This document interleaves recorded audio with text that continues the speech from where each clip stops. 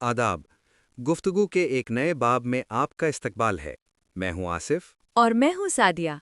आसिफ, कहते हैं कि अदीब अपने अहद का मुअर्रिख होता है। हम्म। वो सिर्फ कहानियाँ नहीं लिखता, बल्कि तारीख के औराक पर इंसानी दुख और समाज की सच्चाइयाँ रकम करता है। आपने बिल्कुल दुरुस्त कहा सादिया।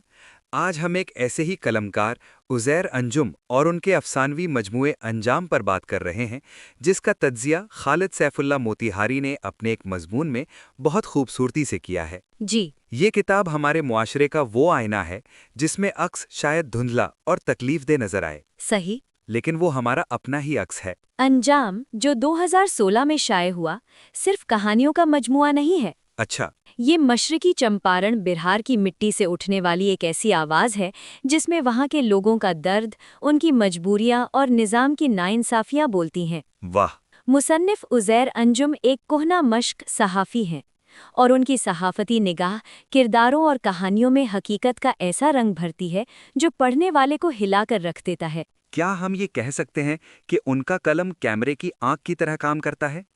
जो कुछ देखता है बगैर किसी लग लिपेट के वैसा ही दिखा देता है। बहुत खूबसूरत तशबीह है आसिफ, बिल्कुल ऐसा ही है। मिसाल के तौर पर उनका अफसाना भंवर में जिंदगी को ही लीजिए। जी। ये 2008 के कोसी नदी के सैलाब की तबाहकारियों पर है। ओह।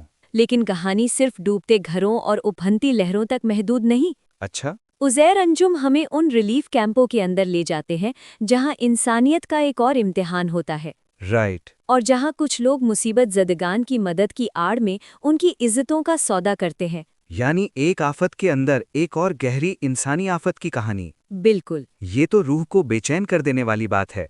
मजमून में एक और अफसाने आखिर कब तक का भी जिक्र है जो हमारे सामाजी तजादात की बात करता है। जी, और क्या खूबसूरत तंज है।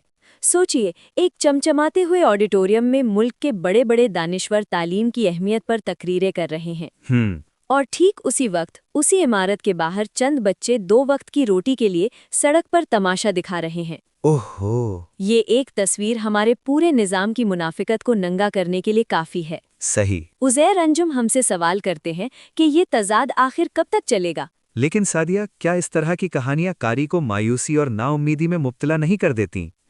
क्या इनमें कहीं उम्मीद की रोशनी भी है? ये बहुत अहम सवाल है आसिफ, और इसका जवाब हाँ में है। अच्छा। उज़ैर अंजुम सिर्फ तारीकी नहीं दिखाते, ठीक। वो इस तारीकी में जलने वाले छोटे छोटे चिराग भी दिखाते हैं।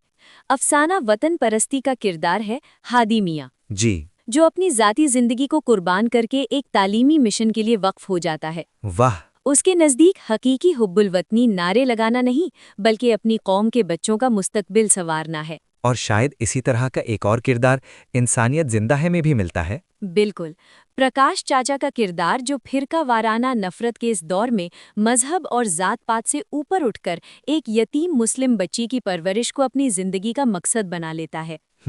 ये किरदार इस बात का सबूत है कि मुसन्निफ का मकसद सिर्फ मुआशरे के नासूर दिखाना नहीं, बल्कि ये याद दिलाना भी है कि इंसानियत की शम्मा अभी बुझी नहीं है। और आखिर में किताब का उन्वान अंजाम। जी। ये अपने आप में एक मुकम्मल कहानी, एक मुकम्मल इंतबाह महसूस होता है। जी, ये एक दस्तक है हमारे ज़मीर पर, हमारे समाज के इज्तिमाई शऊर पर।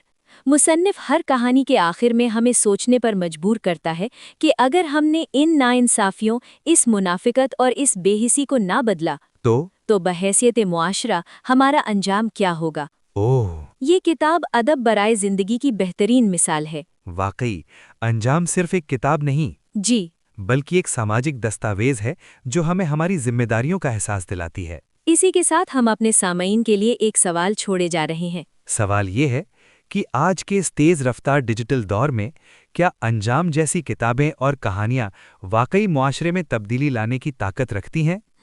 या ये महज वक्त की तलखियों को महफूज करने का एक जरिया बनकर रह गई हैं? इस सवाल पर जरूर सोचिएगा। अगले हफ्ते एक नए मौजू के साथ फिर हाजिर होंगे। तब तक के लिए इजाजत दीजिए। खुदा हाफिज।